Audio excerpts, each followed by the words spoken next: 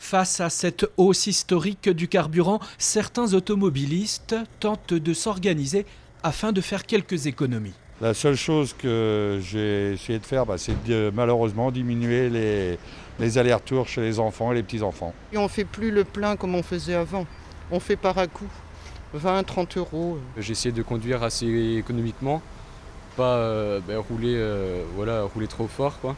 Quoi qu'il en soit, difficile d'y échapper, les conducteurs subissent durement la forte augmentation du prix à la pompe. On ne va pas changer nos habitudes malheureusement de travail ou quoi que ce soit, on reste toujours dans le même apprentissage, quelles que soient les situations. Malheureusement, je n'ai pas l'intelligence de m'organiser. Après, ça me coûte de plus en plus cher.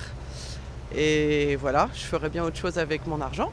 Ce conducteur routier, lui, a la pression de son patron pour moins dépenser.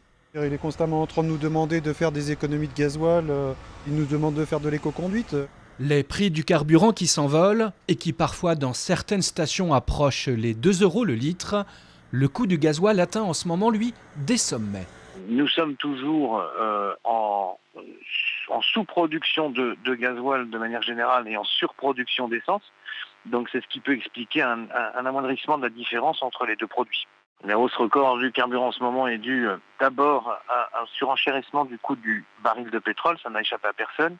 Deuxièmement aussi au surenchérissement du dollar, puisqu'on achète notre pétrole en dollars, donc plus il est cher, plus on paye cher à la pompe. Il ne faut pas oublier que la taxe sur le carburant pèse lourd. Depuis une dizaine d'années, elle n'a cessé de s'alourdir jusqu'à une augmentation d'une vingtaine de centimes aujourd'hui pour un litre de carburant.